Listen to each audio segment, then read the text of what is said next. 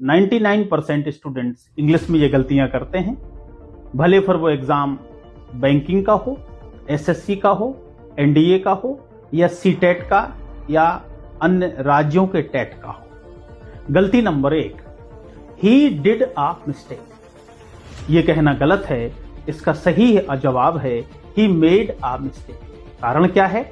जब भी कोई गलत काम किया जाता है उसके लिए डू का प्रयोग करना गलत है, उसके लिए मेक या कमिट का इस्तेमाल करते हैं। जैसे हत्या करना तो कमिट अ मर्डर, गलती करना कमिट अ मिस्टेक, कोई अपराध करना commit a crime. She did a blunder. फिर से वही समस्या, ब्लंडर का मतलब होता है कोई गंभीर भूल करना। इसका सही जवाब है ही मेड ब्लंडर या ही कमिटेड अ ब्लंडर। काफी लोग कहते हैं he made a blunder mistake. ये भी गलत है क्योंकि ब्लंडर का तात्पर्य होता है गंभीर भूल।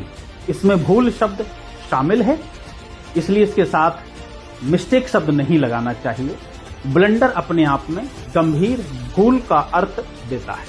तो ही मेड अ ब्लंडर या ही कमिटेड अ ब्लंडर सही जवाब होगा। I am having a pen मतलब मेरे पास एक पेन है। इसका सही जवाब है आई हैव अ पेन।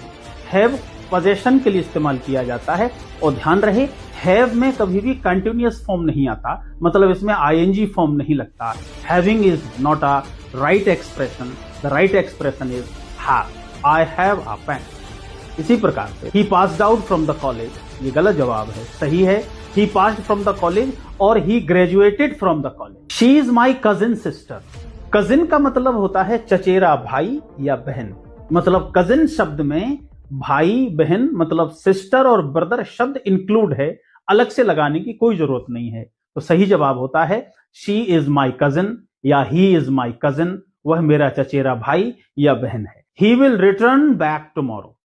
अब इसमें भी वही गलती है कि रिटर्न और बैक एक साथ इस्तेमाल नहीं होते, क्योंकि रिटर्न का मतलब होता है वापस और बैक भी लगभग वैसा ही अर्थ रखता है।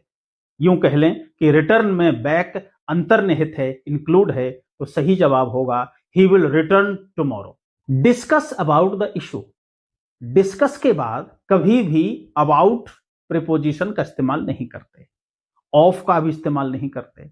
तो सही जवाब होगा डिस्कस द इशू या discuss the problem. I am thinking of a plan. मैं एक योजना के बारे में विचार कर रहा हूं। यह भी गलत है। थिंक एक ऐसी वर्ब है जिसके साथ आईएनजी फॉर्म कभी नहीं लगता। सही जवाब होगा I think of a plan. Think वास्तव में एक स्टेटिव वर्ब है और किसी भी स्टेटिव वर्ब में कंटिन्यूअस फॉर्म नहीं लगता, मतलब उसमें आईएनजी